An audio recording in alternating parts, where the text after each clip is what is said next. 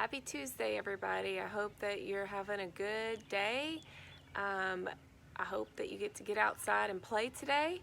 I'm going to go ahead and pick back up with chapter 19. We had just left off, and Cole had asked his dad, so what do you do? What is your job? And his dad said, survive. All right, chapter 19.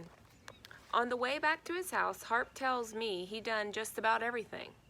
Used to work at the racetrack, Philadelphia Park, as a training assistant. But since he was laid off, he been in janitorial, construction, fast food, newspaper delivery, even dug graves at a cemetery once.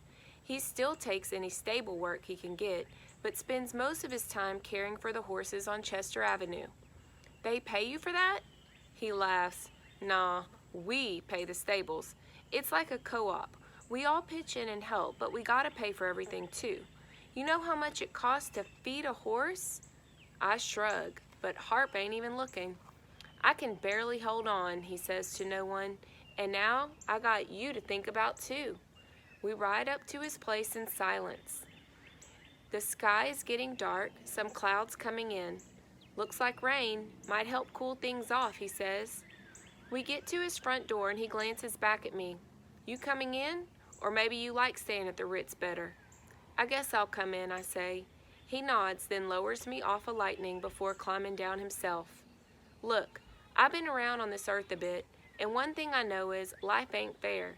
You get dealt the hand you get dealt, and you get on with it. So if you want to run away, be my guest. I understand. I was your age once. He sees me smirk.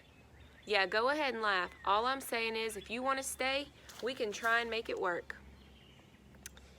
I nod. We'll see. I take a step, then ask, maybe we can call Mama again.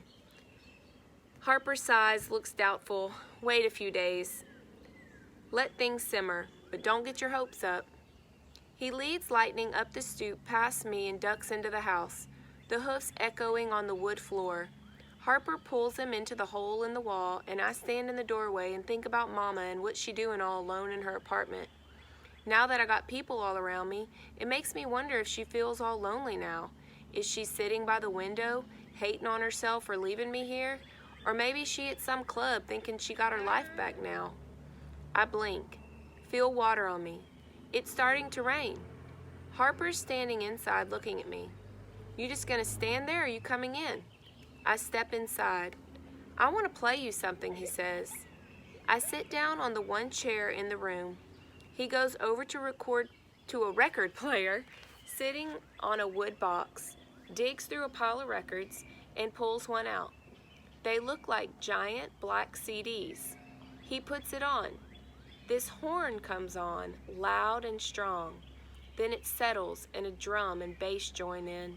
It's moody and dark, like I'm feeling. That's John Coltrane, your namesake, Harp says. He lived around here, you know, a Philly man. When someone has a namesake, that means who they're named after. So we're learning here that Cole is named after someone that plays music, moody, dark music, named John Coltrane. He sits on the floor, his back against the wall, and closes his eyes. I lean back and let the music take over. I never really listened to jazz before. Maybe now I can understand why he named me this way. I feel like this music. The rain comes hard, beating down on the roof above. The world gets dark, and we just sit there listening. That horn blowing thick and heavy like falling rain turning into mud. I let it wash over me and drift off. I want you to listen to that simile again. That was really good. That horn blowing thick and heavy like falling rain turning into mud. I love that. Stop right here and pick up with chapter 20. Have a great one.